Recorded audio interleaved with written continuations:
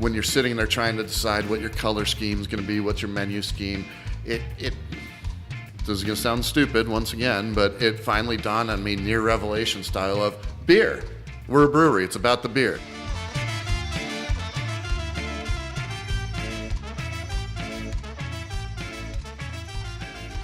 Welcome back to TapThatAZ. I'm your host, Eric Walters. In this episode, I sit down with Rob from North Mountain Brewing Company, just hang out, talk about some beers, talk about his philosophy on brewing beer, just have a good time. Be sure to visit the YouTube channel for the video episode. Be sure to subscribe so you get updated each time a new video comes out, including behind the scenes and the pour of the week. So let's tap into North Mountain Brewing Company. All right, well, I'm at North Mountain Brewing Company. I'm with Rob Berkner. Rob, thanks for joining me, man. Thanks for having me. Yeah, this is pretty great. We're, what is it, northwest corner, 7th Street and Dunlap? Dunlap, yeah. And Cave Creek. Mm-hmm. It's where the three meet, pretty much. Just west of the intersection. Okay, gotcha. And you guys have been open 2013? 2013, March of 2013, Okay, yeah. Nice, man, nice. Well, congratulations. It's a great place, for Thank sure. you. I appreciate that. Why did you decide that you want to make beer for a living? Well, okay, that's funny. I haven't gotten that question in a while, but I started brewing in the early 90s, and you'd think I'd know the date. I actually have my original recipe book upstairs. Oh, really? But back then there wasn't a lot of good beer. There were a couple of breweries around, but okay. So I just started brewing on my own, and I was running a couple businesses one after another, not at the same time, and eventually one petered out, and I kind of, as every home brewer wants to do, I wanted to make beer for a living, and the stars lined up, and I had the opportunity, so I folded one business and opened another. Nice. But you've been homebrewing for quite a while, right? Didn't you have a trip back in the day to Europe? And well, I started brewing, I forget whether it's like 92, 93, somewhere in there. Okay. So, yeah, it's been a while. And the trip I've been to Europe twice. The first time I turned 16 in Switzerland, which was kind of cool. Nice. And I was traveling with my parents, and they would allow me to have 1 pint a night. And the bulk of the trip was in England. And so we'd go traveling town to town, and each town had its own brewery, and I'd go in, and it was pretty much an ordinary or a bitter, or it wasn't anything crazy, but it showed me that there was real beer in the world. Nice. So the second time I went to Europe was actually with Siebel Institute, which is America's oldest brewing school. Yeah. And we do a stint in Munich with the Domens Institute, sorry. Okay. So that was in Munich, like I said, and got to go around and try those beer styles. So nice. So when you were 16, that was legal drinking age? That you could drink at 16, or? I don't know. Never got carded. Didn't matter. I always looked older at that time, so no one ever asked. Right. Yeah. And you're not going to say, hey. Oh. No. But they are certainly much more flexible about that kind of stuff. Oh, gotcha. In Europe, yeah. Yeah, well, good for them. Yeah. It's great. Have you guys been to Munich? Have you had that opportunity? I have not. No, I think my camera guy here, Aaron, has. Berlin. Okay. That's right. You said that earlier. So you go into some of the beer gardens, and they've got swing sets and stuff, because it's a tradition for a lot of the families after church on Sunday. The whole family will go to the beer garden, and Dad and Mom will sit down and have a liter of beer or so, and the kids are going and swinging on the swing set, which here we couldn't even comprehend a swing set at a brewery. Are you crazy? Right. But back there, it's the way it is. Yeah. Well, and that's interesting, too, because I think that's one of the things I love about breweries is that, even here, no swing sets, or anything like that, but it's still a family atmosphere. You know what I mean? It's not like you're taking your kids to the club in Old Town. You know what I mean? The breweries are very family friendly. Oh yeah, we get a lot of families, a lot of kids here. Yeah. A lot of everything, actually. Yeah. Well, that's awesome. So to kind of backtrack a little bit with your home brewing, I read somewhere that you had a run in with ginger. Who told you that? How do people hear about these things? I don't know. I see things. Okay, so back when I was up at NAU, we were living up there, and 18 years old or something, and I happened upon an instant beer recipe. And then I didn't know anything about fermentation other than I knew it had to happen. But as a college kid, you're looking at an instant beer recipe. I somehow knew it wasn't going to work, but we ran out, and it was a gingered ale. Okay. And so not only did we make gingered ale, but we used fresh ginger root. Okay. the stuff was over the top. It was just god awful is the best word to use. But Right. being in our youth, we kept drinking it. Just had to push the limits. And Yeah. by the time I was done, I basically couldn't smell ginger for 10 or 15 years. Really? I still am not a big fan of it. And Because of that. yeah, Yeah. to be quite blunt, we sat around playing quarters with it, and playing quarters with a fresh ginger root, non-fermented ale. I probably could have used my time better. Right. Right. But you got the story now, right? You've gotten over it for the most part, and now you got the story. So I don't consider that my first beer. Actually, Okay. when I say I brewed in 92, 93, that would have been 88, actually. So Oh, gotcha. Okay. the first pseudo brewer action was in 88. Oh, gotcha. Okay. What was that? That was the ginger ale. Oh, that was the ginger. Okay. And after that, it took me a Yeah. couple of years to even get back Yeah. into brewing at all. But- I'm okay with you just, saying, you know what, that wasn't my starting point, right? well, that's I don't. That's more of a joke. It's more of Yeah. a farce. It's not actually brewing. Yeah. So are you from here? You're born and Arizona? raised, yeah. Nice. In this area? No, over towards Scottsdale. I went to Chaparral High School. Okay. Gotcha. But you're big. This is considered the Sunny Slope area, right? Yes. What is that exactly? Like, how is that defined? Sunny Slope. I forget the exact bounds, but it's something along 7th Ave to 7th Street, Okay. and basically from the canal north. Mm-hmm. I think would be the general term. I know that's not accurate, and I know I'm going to get some hate mail. But You can send it to me. yeah, okay. Yeah. And I do have some past in the area. My cousin grew up, I believe it's on Alice, where it goes over. There's an apartment complex up there. Okay. So I've ridden bikes around back. This was when we were 14 years old, riding Yeah. bikes all over town and heading up to the Colonnade and up and down the canal and stuff. So. Okay, gotcha. And you're a big advocate for this part of town as far as like what's going on here at this point, right? Oh yeah, that was definitely one of the reasons we came here. Is it's been an area that's been trying to build itself up forever, and it moves forward slowly, but we definitely saw a future in this part of town, and it's luckily, I shouldn't say luckily, it's taken a lot of work, but Yeah. a lot of artists are moving into the area, a lot of people are remodeling houses and stuff, so it is definitely an up and coming area, and it's on the north side of downtown, surrounded by beautiful mountains. I mean, this is really an area that deserves a better future. So we wanted to be a part of that and help it along. Yeah, absolutely. And you were named one of the, I think it ranked 5, right? Tastemaker in Phoenix for Phoenix New Times. Oh, I don't remember the ranking, but yeah, we were on the list. On my We'll notes, say it says one. number 5. We were number one, of course. Number 1.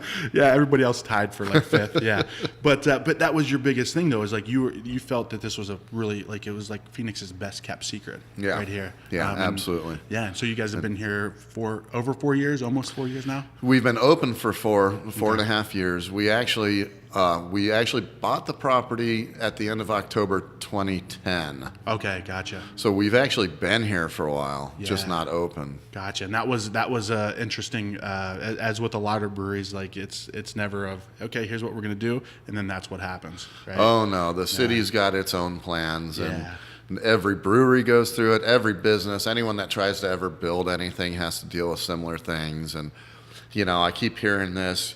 Well, yeah, but now you learned what to do next time.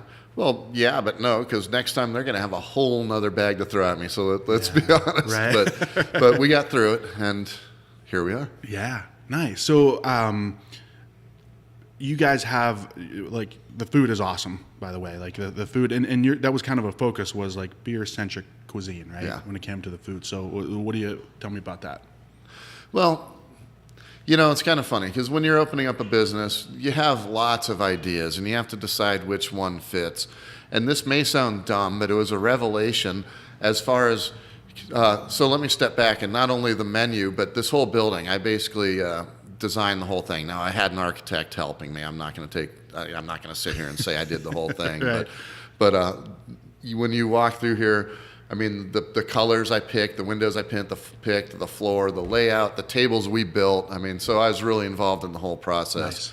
Nice. My point being that when you're sitting there trying to decide what your color scheme is going to be, what's your menu scheme, this is going to sound stupid once again, but it finally dawned on me, near revelation style of beer. We're a brewery. It's about the beer. So, of course, the food should be, the beer food of the world is how we put it, beer-centric, or the beer food of the world. And the colors, they're all beer-related, too. There's no blues and greens. There's all various tones of brown. We actually took beer samples and matched them up to color wheels, which, if anyone's ever tried to do that, it's not easy because of the translucence and just the way beer colors look. But, interesting. But, so, yeah, I mean, it was kind of a relief to finally find a theme. And once again, I know this sounds dumb, but beer was the theme. And of course, we're a brewery. I mean, it seems kind of obvious in retrospect, but yeah, it's like, oh yeah, we are gonna make beer here. Why don't we use our main product as our theme? Yeah, how about that? Yeah. So is it North Mountain? Is something around here considered North Mountain, or how did you come up with specifically North Mountain? Well, North Mountain is the mountain that's right here. Okay. This is the North Mountain community. Sunny Slope isn't an official moniker, so to speak. It is the North Mountain community. Gotcha. And Sunny Slope's a part of it. Okay. And yeah, so pretty much just wanted to tie into to the area we were moving into. Gotcha. Okay, and it's interesting too that you said how the colors. I've noticed the colors obviously, but how you matched them up with beer colors. That's really interesting. Yeah. And it worked. Yeah. I mean, but you don't walk in and go, oh wow, there's a red on the wall and there's porter over there and the roofs are stout. Right. Stout roofs. Bathrooms are very lager-like. Yeah. So, did you design the food, here's what we're going to have, or were you working with somebody on that? I was involved, but we've had a number of head cooks coming through that have all had their influence. So I influenced their influence. How about that? Okay. I want them to be able to do their thing and express themselves just like I do in the brewery. Yeah. But I had definite opinions about which way we should go. So I influence it, but unless they come up with terrible ideas, which really hasn't happened. Yeah. Other than oysters. Right. Yeah. I'm sorry, they're a pain. They were tasty, but they were a pain. You don't have the oysters any longer? No. They're so tough to keep, and then you get in the middle of a rush on a Friday night, and you're shucking oysters for a plate. And I'm sorry, a lot of people loved them. I personally don't do seafood, so when I say they're delicious, that's what I hear. Right. But yeah, it was a pain. Yeah. And so we replaced them with shrimp, which is much easier. You can do a couple different things with it, so happy with that. But interesting. But anyways, the original question was about food. So yeah, each person that's come through right now, our head of kitchen is Clayton. He's also helps run the front of the house with us, and he does a whole lot of stuff. In fact, right now we're doing a bit of a menu revamp, and we're going to kind of expand some of our selections and stuff. And he absolutely has had a lot of influence. I mean, a huge amount of influence on that, which is great. Like I said, I want them to be able to feel like they express themselves too. Yeah. Well, because when they're bought into it too, they're going to create better product, I guess, for lack of a better term. Yeah, absolutely. Yeah. So, do you know what direction you're going to go? Like, you know what you guys are going to gear towards? Well, we're still working on it, but honestly, we're just kind of expanding on the selections we have now. There are going to be some entirely new items, and we're still in the R&D phase, so nothing's decided yet. I don't want to get too crazy, but so right now we have 2 chicken sandwiches. We're talking about expanding that to 5 or 6 and expanding more burgers and pizzas. So I won't tip my hat towards any of the newer, the absolutely new items, like I said, because I wouldn't want to say it now and then have you go, well, where'd that go? Right. Rob, where the hell is this? Yeah. But yeah. Okay. Gotcha. Oh, I had, when I came in, I had the Asian sliders, which is normally not something that I order, but I did, and coleslaw on them. Like, I never thought of doing coleslaw on like a pulled pork or anything like that, and because I don't like coleslaw, and so, but when you put it on that sandwich, it's amazing. Well, and also it's Asian coleslaw. It's got a little bit of the sesame style, those kind of flavors. So it's not your typical coleslaw in that way. So and it was originally designed specifically for that sandwich. Okay. And then we took it and made it a side also. Oh, gotcha. Okay. Nice. Well, it's good. It's really thank good. You. Yeah. I mean, I'll say thank you. That's the cook's part. Right. Right. Well, thank you if the cooks are listening. So, yeah. Pretzels too. Aaron from 8 AM Films over here, he had the pretzels. Aaron, you said, thumbs up. Yeah. So you had mentioned something that was, you get like something shipped in from somewhere else. Yeah, Well, those obviously are everything those is- are actually shipped in from Germany. Okay. We tried a bunch of pretzels locally, and there were some really good pretzels, but none of them just had that German authenticity to it. And the only way we could get that, we felt, was by importing them. So we're really, and it's not like we're importing them. Let's rephrase that. But they are excellent pretzels. We love them. Yeah, they're good. And what are they're served with? Because I remember the last time I was here was about a year ago, and is there cheese with it or a mustard or what do you serve with them? Well, we serve it with it comes with it's your choice of mustard or honey butter. Okay. Or both if you ask them. Yeah. We'll give you both, and then you can add the cheese to it. So Okay. So yeah, in the end, you can have 3 different options with it. Nice. And you said that there was a couple other things. Shepherd's pie, you said, is one yeah. of the top, right? Yeah. Yeah. I mean, we use real lamb, which it's supposed to be lamb. And I'm not a big fan of gamey lamb, but we braise it frequently overnight. Okay. And it's so good. Yeah. And it doesn't have that overwhelming gamey lamb flavor. Okay. Nice and poutine too, right? And poutine. I mean, Yeah. it's we get yelled at by the Canadians because it's not real poutine because we put meat on it. Real poutine's just cheese, fries, and gravy. Oh, okay. But we put short rib on it because why wouldn't we? Right. I mean, what the hell does Canada know anyways? Well, the funny thing is we get some Canadians in here that gripe about it, but guess what? When it comes time to order it, they want the meat too. Yeah. Right. It's not traditional, right? But just because it's traditional doesn't mean it's better. But seriously, fries, cheese, gravy, and meat, who's not going to like that? Yeah, it's a complete meal at that point, right? Because otherwise it's like, where's the protein? Yeah. Oh, the meat. There we go. Yeah. Oh, and by the way, a little hint, add an egg. Oh yeah, like a fried egg up on top, and that takes it to a whole nother level. I think a fried egg takes everything to a whole It nother does. level. Yeah. For the longest time, I never did anything with like a fried egg on top of it. Like I liked eggs, like scrambled eggs and with whatever. But I had like a skillet from somewhere up in Flagstaff. I can't remember the name of the place, but it had a fried egg on top, and it just changed everything. Like my life. I mean, not just that meal. Like I've had a lot more positive outlook on life since then. I remember the first time I ordered an egg on a burger, and I was like, "Wow, that's kind of weird." Yeah. It's weird that I thought that was weird. Is the only weird thing about it. So yeah, nowadays, I mean, I'll be honest. When we're done here, I'm going to go have a BLT, and I'm going to have them slap an egg on there. Ooh. I don't see any reason why not. No. I'm going to do that as well. That's actually a really good idea. So, okay, I know we're going to go off topic a little bit. That's fine. But you guys have beer here. We right? do. Yeah. We do, actually. And we make it. Yes, make it here. And you guys, your tap list, I think there's 18 on tap right now, and these are all yours. Yes. Yeah. Yeah, Nice. I got to admit, the original plan when we opened was to have some guest taps. Okay. And when we first opened, we did for a while. And I don't mean to be selfish, but there's something about once you fill all the taps, it's hard to take your beer back off. Okay. With yours, I mean filling them all with yours. With stuff that we make here. And we have plenty of variety. I mean, we've got our barrel room over there where we've got, I don't know what the exact count is, but about 50 barrels over there. It's that was actually, we started with 8 taps, then we added up to 12. We're now up to 20. We have 18 on right now. Okay.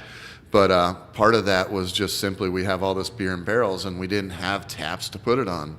So we expanded one of our coolers, one of our tap selections up to 12, so bringing us to 20 total. Okay, nice. So now we can start getting our barrel-aged beers on more regularly. Yeah, nice. And we noticed that too, because me and Aaron were, I got here and he'd already tried side A of the menu. Right. Not even realizing there was a side B, right? And you flip it over and then you see those ABVs go up on that backside. Yeah, that's like the... Yeah. So, and what I like too, the menu isn't overcrowded with just IPAs are kind of where it runs. That's everybody wants IPAs. So there's 4, 5, 10 IPAs that people have. You guys have a couple. The double IPA. Actually, is that the only IPA I think I see on there? Right. Right now, that's the only IPA. Yeah. That's not going to last for long. We usually try to keep a couple on, but okay. We actually have our first ever session IPA. Okay. Yeah. Which It's kind of a funny little thing there because we were talking about East Coast IPAs and what does it mean? Yeah. So I'm making a session IPA, but it's another style I struggle with because in my mind it's a pale ale. Right. With a little extra hops. Yeah. So it kind of took me a while to buy into it. Okay. So we ended up making one. Now, first of all, the Belay, our double IPA, is our standard IPA. Okay. We used to just call it Belay IPA. We changed it to double because it is. Yeah. But I mean, that was our house IPA. Okay. So we're bringing on this new one that I'm going to have to rename. It was going to be renamed Oxymoron IPA, Session IPA. I like that. But since April, it was available in April. Since then, 3 breweries have used it. Oh, that really? name. So we're going to have to find something else. Yeah. But that kind of tells you the way I look at the style in general of it. It's an oxymoron. Come on. What do you mean Session IPA? What does that mean? So, right. But it turned out really tasty, and it's going to go on tap here probably next week. Nice. I'm gonna have to come here to try that. Double IPA. This thing is fantastic. I was gonna. Oh yeah, right here. I was gonna get the. We're gonna talk about the cream in a minute. That's like that's your basically your signature beer, right? One of them. Yeah. The cream. Yeah. But this double IPA is really good because I think a lot of times with double IPAs you get a real boozy kind of taste. You know what I mean? It's almost like it's good, but it's I don't know. For lack of a better term, I say boozy. But this is not. This is really good, and it's really hoppy too. But it's like balanced hoppy. Yeah. You know what I mean? Not over the top. And is that the one you use hop oil? No. Okay, maybe I misread that. But it's really good. So yeah, nice we job. as of this point, and I don't mean this out of snobbery because I'm willing to try it, but we haven't used hop oils or any of the. I'm not a fan of the hop oil. Yeah. They're interesting. I've had other people's and I've had samples of them. Yeah. They've gotten a lot better. They tend to be a little one-dimensional. I mean, when you distill them or you freeze them, the various ways that they produce them sometimes take some of the side flavors out, the nuance. Oh, gotcha. Okay. Yeah. So you kind of steer away from them. Yeah, generally. Like when we were talking before the interview, we were talking about fruit. I tend to like to stick to the original product. We use actual fruit. We don't use extracts. We don't use hop extracts. We don't, Yeah. We try to stick with the real ingredient. Yeah. And you know what? That's funny you mentioned that too, because I tried the Purple Source Hef, and there's raspberries and blueberries in that. Normally I'm kind of like, meh, I don't go towards the fruit beers either. But that balance, it's having that balance, I think that's important. So you drink that and it's like, okay, it's not in your face. Yeah. You know what I mean? Yeah. Yeah. It's not overly sweet either. Right, exactly. Tastes like beer still, yes. Right? Yeah. Yeah, it is beer. Right, exactly. I think sometimes people, it's to kind of get the people who don't drink beer to drink beer. It's like you're tricking them. Well, have this beer. Well, I don't like beer. Yeah, but this is beer, but it doesn't taste like beer. Well, then why is it beer? Yeah. Right? Yeah. So the cream golden lager. Tell me about that one. Okay, well, that's it's one of my pride and joys, and I'll tell you how the whole thing came about, because most of the beers that we brew here, let me rephrase that. When we first opened up, I basically threw all my home brewing notes away. I didn't take any of the recipes I had. That's almost true. One of them was the Soiled Dove. Okay. Was a beer that I'd brewed before, and I changed it a little, but that was supposed to be our house blonde. Okay. Well, one day I was talking to Steve McFate over from McFate's Brewing, or Adam. That was a while ago. I don't remember who I was talking to, but I was out of grain, and they happened to have gotten a pallet of grain in.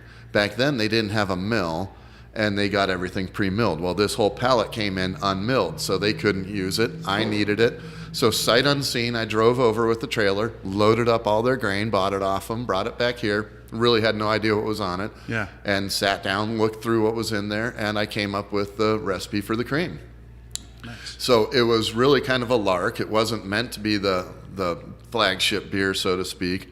Well, in the end, it's been so tasty. It is our number one bestseller. That's the one. That is number one, even over IPA, and that's rare for a microbrewery to have an IPA not be on top. Right. But and I think part of that's our area, which I'm also proud of, because this is still a burgeoning craft beer scene here. Yeah. So I think the cream's a great beer to bring people that aren't normally craft beer drinkers in, because like we were saying earlier, it's a simple beer style, but it's complex for a simple beer. Right. So people come in and it shows them the flavors that can be in beer without being so big and overwhelming that they can't handle it. So Yeah. it's a really good transition beer for a lot of people, and well suited for the area. Yeah, it's a gateway beer, right? And it's a Yeah, people call it, people use expressions like training wheel beer. yeah. I don't like that expression though, because that's what the commercial beers are for. Those are your training wheel beers. Ah, man, the commercial ones are almost the ones like the anti-beer, right? Yeah, exactly. When you're ready to take the training wheels off, come on over and have some cream. Yeah, exactly. I think if you can get people to, I can't remember what it was, but there was a brewery that where they were talking about when somebody comes in, they basically ask them what flavors they like. What flavors do you like, to help guide them into, because normally, I drink Coors Light or maybe Blue Moon if they're feeling crazy, right? But if you can identify the flavors they like, you introduce most people to these beers, you just got to find the right one. And most people are like, wow, this is great.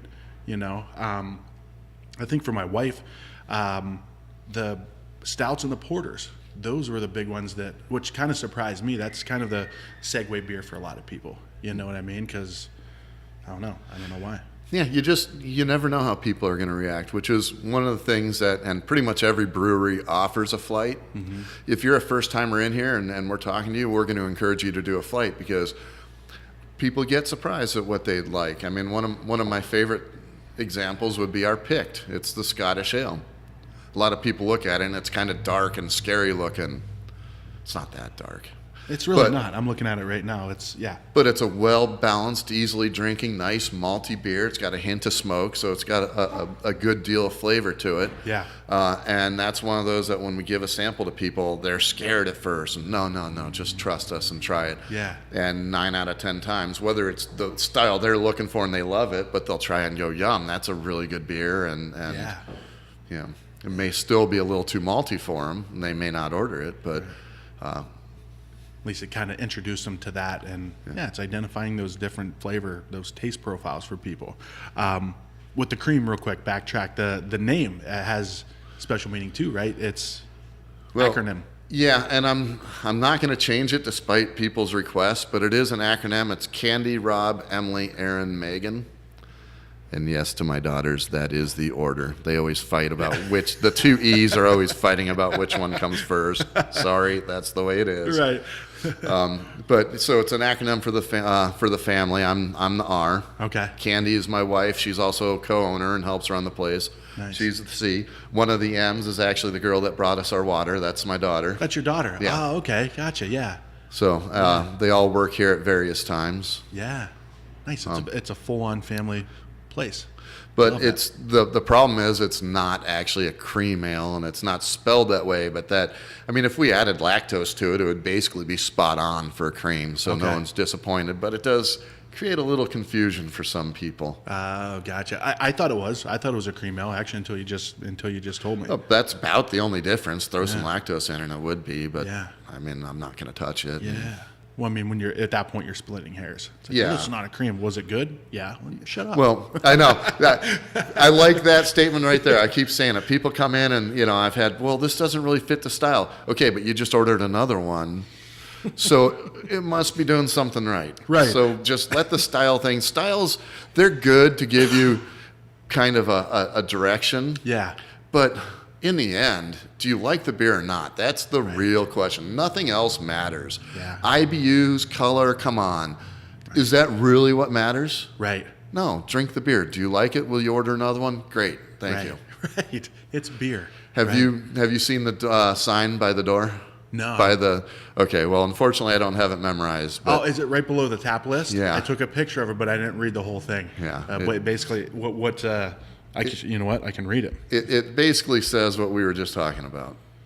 The beer you're about to order will probably be darker or lighter than other beers of the style. The hop bitterness is going to be around in or well out of accepted style guidelines. Likewise, aroma, maltiness, and mouthfeel will be in accordance to convention or not. Enjoy. Yeah. And so the funny thing is, when we first put that up, I had a couple people call me arrogant. I was trying to be a little Monty Python-ish. I thought I was being funny. Yeah. I was actually called arrogant by a couple people. Really? It went away pretty quick. We almost made a notice to the notice explaining that, we mean it, but we don't. It's tongue in cheek. Yeah, the general message is funny, but it's accurate, but get over it. Yeah. I mean, literally we had complaints about, Yeah. Come on, people. You're finding something to complain about at that point. Yeah. Yeah. Which when you first open, not to say it ever goes away, but when you first open, people have their sights on you. And Yeah. I can't tell you the number of people that have come in and told me everything we're doing wrong. Oh, of course. Yeah. Right. Well, I've made a list so far of the things that you've done wrong. Of the things we've done wrong. Can we just go over that on the air? So, please. Okay. Where's the beer? Okay. Right. Yeah. I don't know if you ever heard of the comedian Mitch Hedberg. He was a guy like in the 90s. He died about 10 years ago. Just a super dry sense of humor, Stephen Wright style. And he said he was like, we were in a heavy metal band, and he's like, people either liked us or they hated us or they thought we were okay. It's the same concept. It's like it's going to fit it or it's not. Or it's Who not. knows? Yeah. It'll be close or far or wherever. Yeah, exactly. I like the Monty Python reference, though. That's good. So what else? So the back page. The back page is, and I haven't tasted many of these ones yet. We've got some heavy hitters here. Oh, real quick, I wanted to say this about the cream is it's a 5.9%, right? Yeah. That's the flavor for it. That's sneaky, right? Because you taste it and you're thinking, oh, that's normally like a 4% beer. But it's super drinkable, but that 5.9 it's solid. And that's kind of a contradiction because I really love that beer and I'm not going to take it, but that's the brewer in me. The businessman is kind of ticked about that because there are a lot of people that come in and they have one or two and they're done, where you go to another place that their blonde is 4.5 and you can have that extra beer, and it's so my beer's more expensive to make and you can't drink as much of it. Yeah. So business wise it's not a very smart decision. I see what you're saying. Yeah. But in the end it's a damn good beer. It's a damn good beer. I'm not going to mess with it. It's just the way it is. It's like the session IPA I was starting to talk about, which we really need to come up with a name. It's still going to clock in around 5.5. Yeah. So is that really a session? Right. What type of session? Well, what's your tolerance? Yeah. So. Yeah. But it's a really good beer. I think it's going to go over well. Yeah, nice. And that'll be out in about a week. Actually, by the time this episode goes out, it's probably going to be out. Yeah. It definitely will. It's just basically it's just waiting for that last little bit of clarity because it's not a New England. Okay. You know what? Let's talk about that. Rob and I were talking earlier about it's a very I don't know if this is the right term, but polarizing style, right? Either people love that or they hate it. Or they think it's okay, right? Mitch, yeah, right, exactly. Yeah, but there's a lot, like in the beer community, there's a lot of people that are like, I really like it. And there are other ones that are like, no, I don't, So what are your thoughts on the new, because that's the hot thing right now, right? The New England styles. I know, and it's tough because, there's so much trendiness in certain aspects of beer, and that's one of it.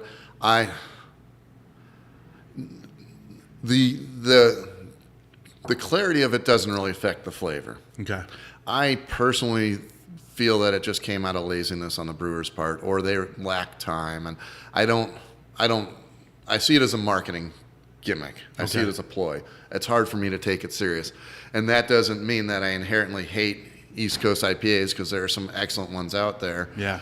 I'll let it sit in the tank for another week and let it drop clear and serve it, and that's really the difference. That is the difference between, For the most part. I mean, I've heard that there are breweries that are actually mixing flour and things like that in there specifically to bring the haze up. Oh, gotcha. So I guess at that point you're technically making a new beer, you know what I mean? Yeah. But I don't know. I'm not blown away by the concept. I like nice, pretty beer. Yeah, and I was talking with Matt from Beer Research Institute the other day, and that was his thing. He's like, he's a stickler on color, right? So I can't remember I think it was the 480G of his flagship IPA. And he's like, look at that. He's like, that's a great color. It's clear. It's got that golden color to it,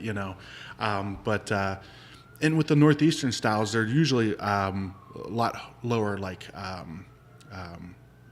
IBUs, right? Like they're less hoppy than A bit. most. Yeah. I remember the first time I had one, I was like, I ordered a beer. I think you brought me a mimosa. I like mimosas, right? It's the right thing at the right time. But I've kind of grown to like them a little bit. But it's always interesting to hear like people who know how to make beer. They're it's just like So maybe in the future, who knows? No plans.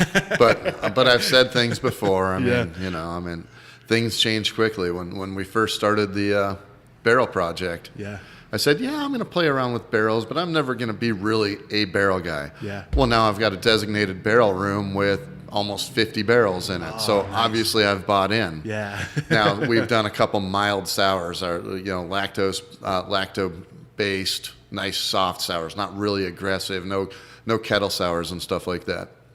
And I think I'll hold true to this one. They're fun. I like to do them, but I don't ever see myself being a sour guy. Okay. Yeah. That's my primary thing.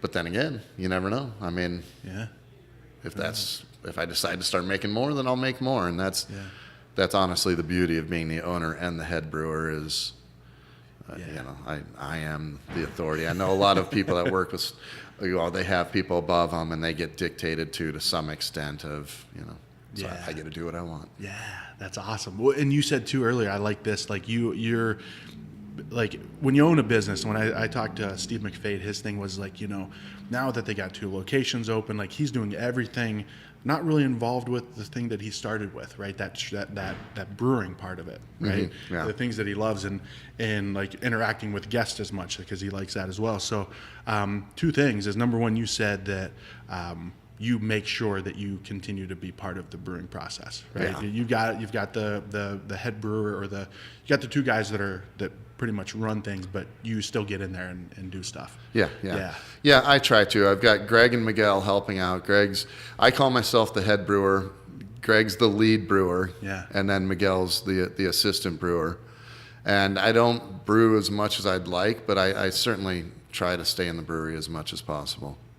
Which isn't a lot at this point, I got to admit. But I try to get the brews in. Yeah, well, in the customer interaction too, I know that from there's a couple articles I read, and you're huge on that, right? That's one of the things you love, right? Is having that direct interaction with the people coming in here. Well, okay, let's be honest, because I'm not the most socially elegant person. So that's more my wife. Okay. I joke about, I'm the person people want to talk to. Okay. She's the person people like to talk to. Okay.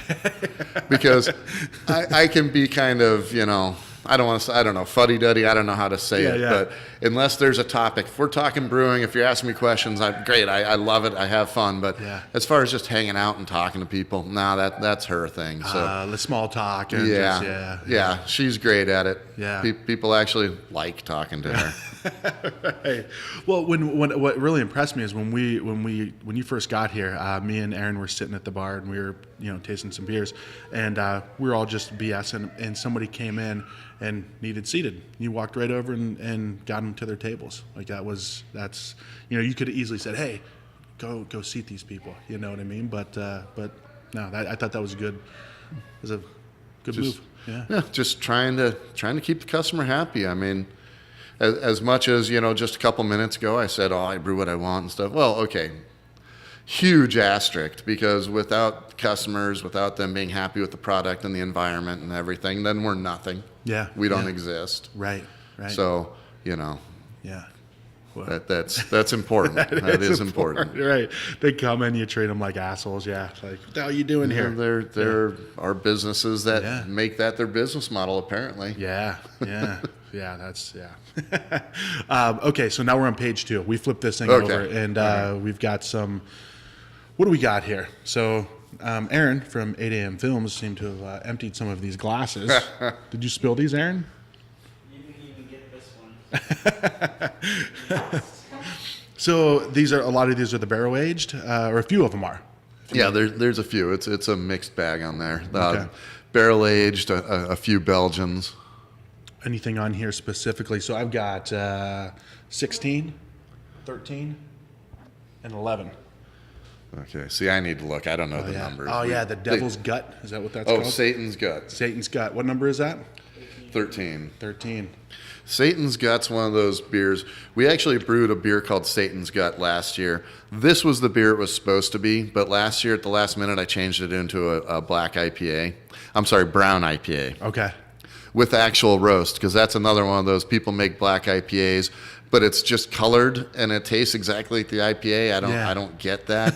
But if you Right. add roast, some nice dark malts and give it a nice flavor, okay, now we're talking. Yeah. So the hops weren't quite right for the grain bill, and this is what I meant all along. It was going to be Satan's Gut, take the name. It has a bunch of smoked malts in it and some roasted chilies in it. So it has a bit of smoke and that roasted chili flavor. The peppers really stand out in this one. Like that, there's poblano, jalapeno, Fresno, and ancho peppers. Yeah. You can really taste those. Yeah. So what I was originally saying is that's the kind of beer you make knowing not a lot of people are going to like. It's a very niche beer. Yeah. And the funny thing is, some of the people that like it aren't the demographics you'd expect. Like, I've had quite a number of older ladies love it. Really? And yeah, that's shocking. It's like, wait, you're supposed to be drinking the cream. What are you doing? But that great on them. Yeah. My only real disappointment with that beer is that I didn't put any in a barrel. What was I thinking? Come on, Rob. Seriously. This interview's over. I'm out of here. Aaron, pack up the lights. Yeah, we're out of here. Yeah. No, that's fantastic. Like I'm not, I don't know. I was going to say I'm not usually a fan of peppers and beers, but I actually am. Like I know McFate does the Gatos or the Hatch Chili. Yeah. Pale or something like that. They do that in a cream ale, don't they? Yeah, maybe that's what it is. Yeah. I haven't had it yet, but I've heard. Yeah, I've heard That's good your stuff favorite about one? it. Yeah, it's got some bite to it. There was one they even had one. It was just a specific batch, but it burned your mouth. And Dark Sky, when I first Dark Sky early on, I don't know if they do it anymore, but they did a lot of like spicy pepper beers. And it's like, wow, that's really interesting. Yeah. Well, the idea of this was not to have it scald your face out. Right. That by the end of the first or maybe the second beer that it builds up towards that eventually you get some good heat. And you see it's definitely got heat, but it's not overwhelming. It's not crazy hot. Yeah. I like it. I like it a lot because it's more of the tangy peppery taste than like a sweet peppery taste. Yeah. Yeah. And then this one's interesting just to look at. This is the Plum Quad. Okay. This is a barrel-aged dark Belgian, Yeah. 9.5%. So with been plums standing in the barrel, yeah, and it's got a lot of flavor. But being a quad, it's got some of the darker malts that give the dark sugars, the raisin, the plums, and stuff. So it seemed like a pretty natural fit, and that is definitely going to be a recurring beer. How often, I don't know, but you'll definitely see that again. yeah, that's really good too. And I like the description too. And dark European dark crystal malt. Sounds like a David Bowie movie or something, right? But no, it's really good. And this was aged in this was Cabernet barrels. Yeah. Yeah, nice. This is really good. Get that one, Aaron. Yeah.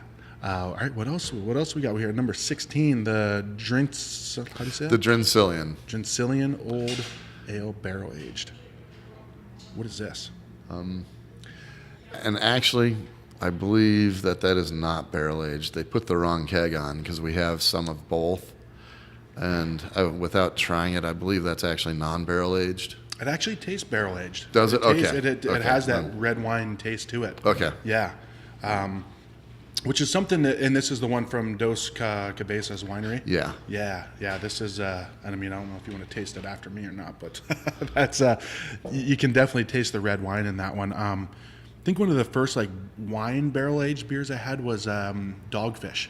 Had like a Shiraz IPA. Okay, right. And it was like $2 off at the bottle shop I went to. I'm like, yeah, I'll try it out. It was fantastic, So same thing with this one. And with these dark beers that you have, they're not like overwhelming. They're not like heavy, sit in your stomach. You know what I mean? Which is a good thing, right? It's kind of what you're going for. Well, a little this, a little that. Come back in the winter and have our nib. The nib, I feel like nib. I had the nib before. What is that? It's our Imperial Stout. I think I've had that before, yeah. And like it typically clocks in around 13%. Yeah. And love the beer. I absolutely love it, but it is definitely a sipper. It is definitely not a, my joke is, it's, everyone has their island beer. The Desert Island beer? The Desert Island beer. This is the naked sitting in a snowbank beer. Okay. If you're going to be naked sitting in a snowbank, but you're sipping on that, the world will be good. Yeah. Well, because with that, and I remember that I have had that one, because I remember when I came in, I'm like, yeah, I'll take this. And the girl was like, let me give you a taste first. I'm like, no, I want it. She's like, I'm going to give you a taste. Yeah. And I tasted it, and it was good, but it was, that's a sipper for sure. Well, and that's company policy, actually, especially with the bigger beers like that. Interesting. Because so many people, I don't care. I know I'll like it. I know I'll like it. And the Satan's Gut would be even a better example. But the nib, if you're not ready for that big wall of flavor and you order it and then you complain about it, that kind of drives me nuts, because that's our pride and joy, and it's not a cheap beer, and now I'm supposed to go dump a glass. Yeah. So we pretty much, if you haven't had it before, company policy is, here, take a sip of it and make sure it's what you want. Yeah, that's interesting. That's a good approach, because with those more expensive beers to make usually come in like 10 ounce, right? You're not getting 22 ounces of with a nib.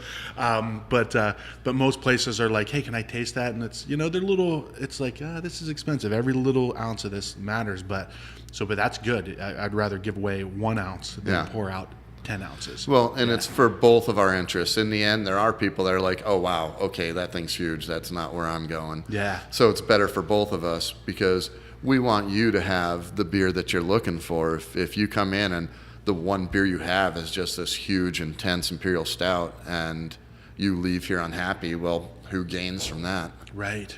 Yeah, exactly. So taste it. Yeah, okay, that's not for you. Let's find the beer that you want. Yeah, exactly. You've got so many things, like the ranges, like all these things I have in front of me right now. Like I don't even know what to go towards. But Aaron just brought me another one. This is the Phraseology. Okay. What is this one? Belgian Quad. I like the Belgians. It's okay. So you're seeing a bunch of variations of the same beer here. That was the cream that soured. Okay. Blended with the Nefarious, much like you've got a couple versions of it. Yeah. So you probably have the Nefarious itself in front of you. The Plum Quad is based on that. The Phraseology is based on that. And also, I don't think you've gotten there, but we have the Safarious, which is... I think he killed that one, yeah. that was put in a safe word barrel from Superstition Meadery. Oh yeah, I did have that one, yes. Yeah, so we have the same beer going in a couple different directions right now. Yeah, nice. What all works. It definitely all Thank works. You. Yeah, so... Great selection, great beers. Yeah, so thumbs up. I appreciate on these. Yeah, with the food too, and to kind of blend the two of them. Even on your website, you're about the beer and food pairing, right? Mm-hmm. Yeah, that's something I'm still trying to learn about a little bit, because for me, it's I haven't got the flavor combinations just yet. But so tell me about that a little bit. Well. Okay, I'm going to take this conversation a couple different ways, but I'm going to start with where I usually end. There are rules to pairing beer, much like pairing wine. And in the end, kind of like we were talking about the sign earlier, in the end, ignore them, because what you like is what you like. Yeah, right. And it's kind of ridiculous. But when it comes down to it, there are a lot of flavors in beer that can, it's a classic combinations. Do you want your sweet and sour? Do you want to mix, do you want to contrast? Do you want to complement? Those are basically the first questions you ask. And something like the Picked or the Oatmeal Stout with red meat in general, or anything grilled or roasted, the flavors are going to absolutely complement each other, and you pretty much can't go wrong. Okay. And then, like I said, there's the sweet and sour, whether it's vinegar in the beer or whether it's a sour beer, wherever the sourness comes from, and you pair it with sweet. It's just a classic combination. So So there are rules that go to it, but in the end, like I started with, it's whatever you like, because that's what matters. I mean, who cares if you like it? That's I can't believe you paired those two together. Yeah, I like it. So bug Right. off. Yeah. That was bug off. Right. Yeah. Well, so I'm a big fan of whiskey too. So, so I read an article. You a whiskey guy too?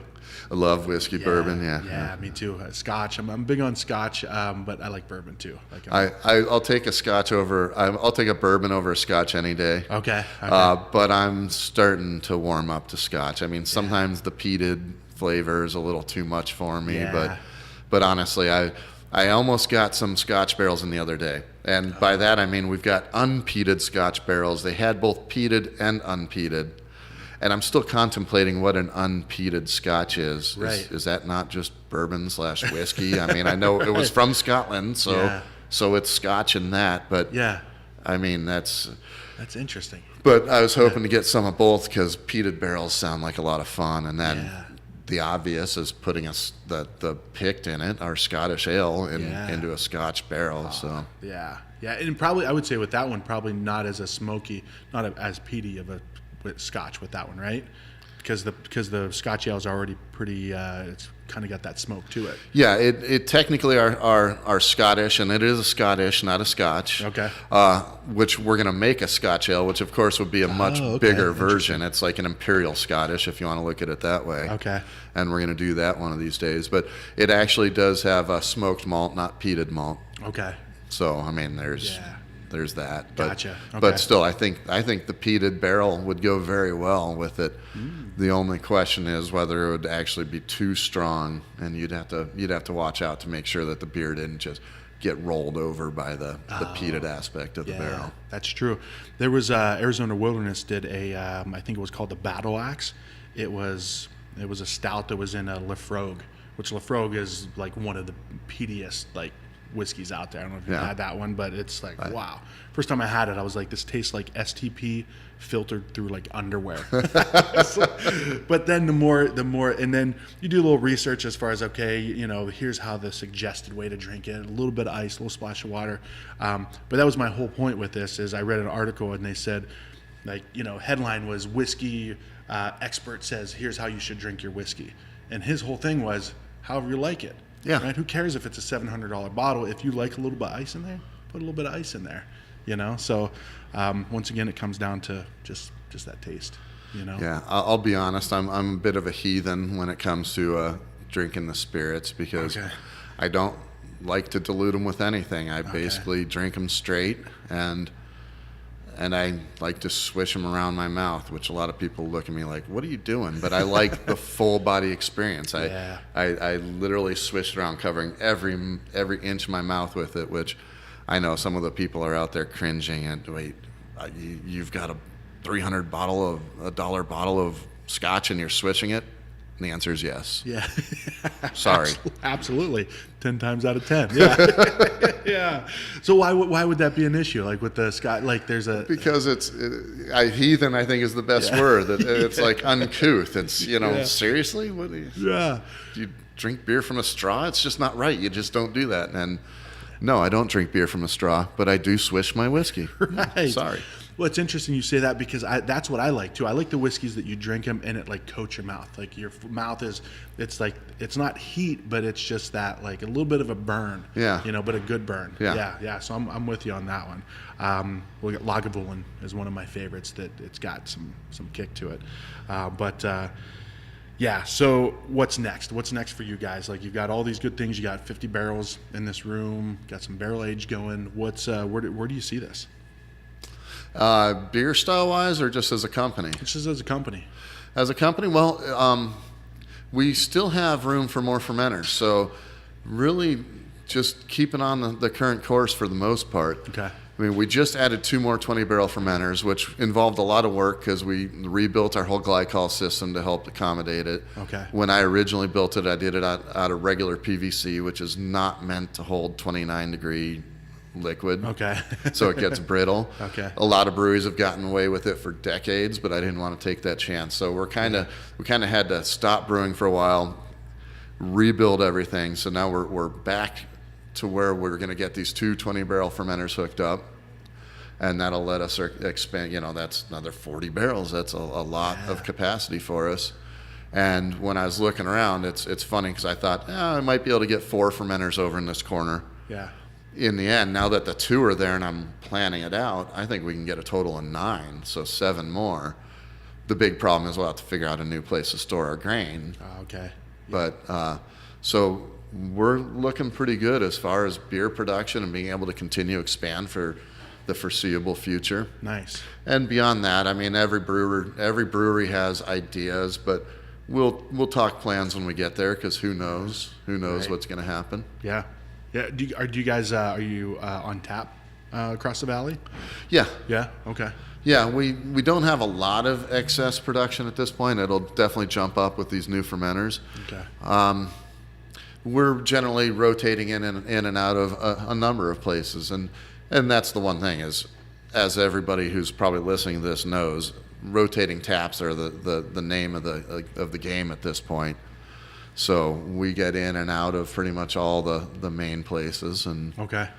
you're on for a bit, and then they move on to someone else, and they come back to you, and that's fine. It's good for the consumer, that's for sure. 'Cause, Right. Yeah. you know, we all love beer, and we all want to try stuff that's new. And Right. I'm still a consumer. I'm still part of that. I mean, I get plenty of my beer. I relish the opportunities I have to go out and try someone else's beer. So I totally understand why it's that way, and I think it's great for the beer community in general. Yeah. Yeah. Well, you're seeing more and more of the good beers on tap, right? You're not going. It's rare anymore that you go to a place that has Blue Moon, Coors Light, Miller Lite, Bud Light, which is great, right? They're understanding people are actually starting to like good beer. Yeah. You know what I mean? Because when I go to a place like that, I'm just like, I'm like, come on. Oh, when I first started home brewing, there wasn't much at all. And if you walked into a place and you could get a black and tan, oh my God, you're my favorite new bar. Right. I mean, which is kind of why I started home brewing is, and Yeah. a lot of times, unless you went to the brewery, then you just weren't getting a very big diversity of beer. Yeah. And a little Guinness and Bass was, oh, hey, wait, Right. thanks for stepping up your game. He's right. Thanks for adding some flavor to Yeah. the beer. Yeah. Yeah. So yeah, I hope everyone appreciates that we are pretty much in the golden age of beer, between bringing back the old styles and new styles, which quite honestly, like sours are new, but the irony about that is they all used to be sour. So that's actually the most retro style that there is. Right. But still, the availability of beer out there, just clean beer, sour beer, barrel aged, just everything. This is the golden age of beer. Yeah. And it's great. Yeah. Well, Arizona too. Like, I mean, I moved out here in 07, and I think we were talking earlier, you guys opened up in 2013, and at that point there was, 35, 40? So maybe? I forget our number, but we were like 34, 36 or Okay. somewhere in there. Yeah. Now statewide, we're at about 100. That's crazy. So that's my ongoing joke. I told you that earlier at 4.5 years old, we're one of the oldest breweries in the state. Right. Right. And then we looked it up, and the oldest continuously run brewery was Prescott, which opened in 94. Yeah. Right? That's what we looked up. Yep. I mean, it seems like it's been longer than that, but Right. that's crazy. It is. It is. Huge explosion in the brewing scene. Yeah. Well, so when I first talked with Steve McFate, he had mentioned neighborhood breweries, and then I talked to Matt from BRI. Same thing. Like, it was like, he's like, because I asked him, I said, are we getting to a point of oversaturation, right, where there's all of these breweries? And he's like, no, I don't think so. And Matt was like, I don't think it's going to be oversaturation. It's going to weed out the ones that shouldn't be, right? He's like, but honestly, I don't think it's a bad thing if each neighborhood has its own brewery, right? Not necessarily a pub, but like a brewery that's making beer in that, you know what I mean? And and I feel like that's where Arizona is getting, We make some great beer here. We really do. Thank you. Yeah, absolutely. And I think my goal is to get us to the point where, we're on the map with San Diego, Denver, Portland, places like that, you know what I mean? And places like you guys are making great beers and creating that great name for the state. So We're trying. keep up the good work, man. Thank you. We'll do. Yeah. Any plans for bottling or canning or anything like that at any point? Yes. And if if we're going to do it, we need to get moving soon. It's going to start small. We actually have done a couple test batches of our nib, the Imperial Stout, bottle condition, cork and caged Belgian bottles. Nice. And the big thing holding us up now is we have some ideas for a label, but we haven't officially done anything, which means we have to go through the government to get them okayed. And if they're going to be bottle conditioned, then they have to sit for a little while, for a month, before you can even think of releasing them. So there's another level of regulation based on that stuff. Yeah, and just bottle condition takes a little while to carbonate up since it's natural carbonation. Okay. So it's one of those, we were going to do it last year, we ran out of time, and if we're not careful, we're going to run out of time this year. But that's where we want to start with, is just, I don't know, maybe 100 or 200, not a whole lot, a decent run to make it worth our while, but starting with the big stuff. As far as the things, I would love to see something like the cream in a can, but I'm going to sneeze here in a sec. Oh, yeah, good. Oh, okay, anyways, I'm going to ignore it. Okay, we can cut that out right there, yeah. Well, that's what I was kind of counting on. So we would like to do stuff like the cream, all our regular beers in a can, but right now, our size, our volume, we're pretty much selling everything, and so it's not like we have a bunch of excess beer to can. Yeah. Canning lines are expensive. The mobile canning lines are also expensive at our level. You have to, it's volume based. Okay. You have to do a pretty substantial run to make it economically feasible. You say mobile, like meaning like they'll bring in a canning line. They roll up with a canning line on a trailer. Oh, interesting. And they back in. I know a couple people have done it locally. I've talked to them a couple times. Essentially, the numbers work out that it would be a break-even scenario. We wouldn't make money. Okay. I'm sorry, we are a business. Yeah. We got to, the marketing aspect, we've talked about whether the marketing value was worth it. Okay. But you don't want to do something, or at least we don't want to do something like roll a standard beer out in cans as a one-time only. If you're going to do it, it has to be something you're building, and it's an ongoing plan for the future. Oh, I see what you're saying. Yeah. So at this point, we may do the mobile canning line at some point, but that'll be part of a plan to get our own canning line, and it'll be a transition period to get us into the market and start building something before we actually get the equipment. Gotcha. Kind of test the waters a little bit too. Yeah. Exactly. Nice, man. Well, dude, you guys are doing great stuff here for sure. Keep it up. I'm a fan. I know Aaron from 8 a.m. Films. Fan, right, Aaron? Oh, yeah. Yeah.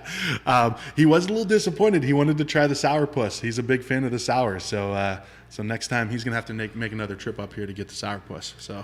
Well, that we actually put in some barrels. What we put it in specifically a nib barrel from last year. I'm sorry, I'm blanking out. Anyways, it's a barrel.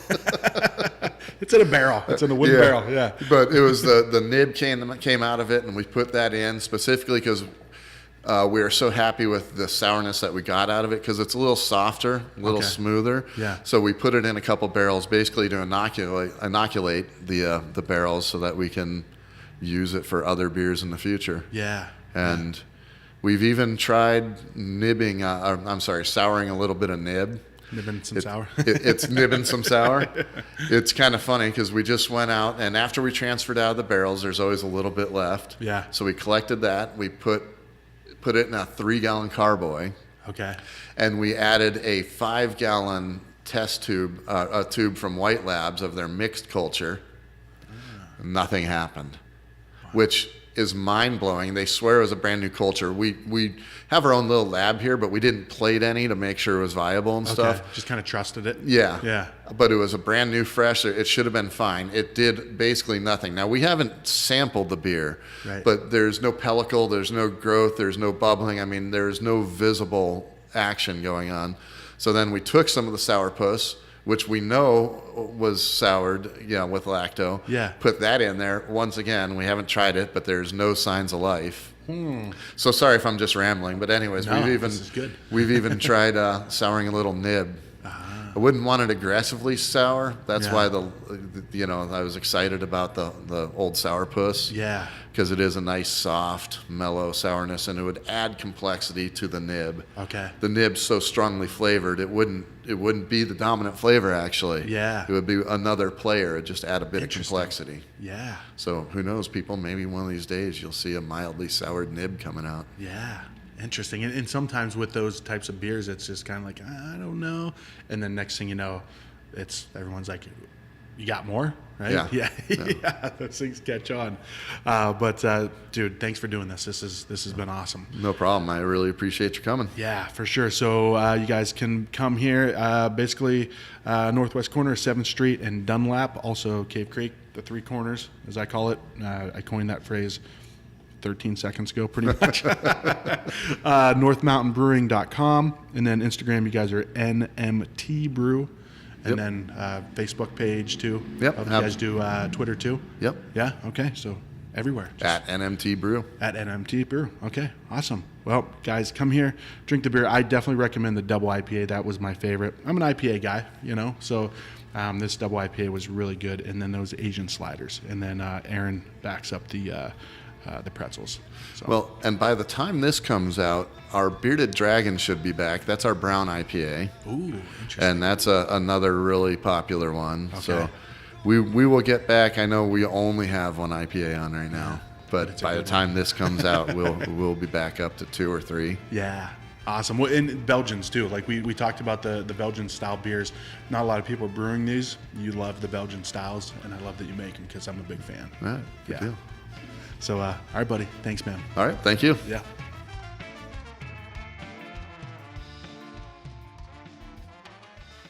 Hey, thanks for listening. Hope you enjoyed the show. If you are enjoying the show, be sure to support us by subscribing on iTunes for the audio podcasts and YouTube for the videos. Help the show grow. Share it with a friend. Give us a rating and review on iTunes if you're feeling up to it. Help us help get Arizona beer on the map. Big shout out to my man, Aaron Marcus from 8am Films, also making these video episodes just amazing. This dude is awesome. So check him out. He is for hire. So if you're looking for some work, somebody that does some awesome work, video-wise, photography-wise, reach out to him. And always remember, stay awesome.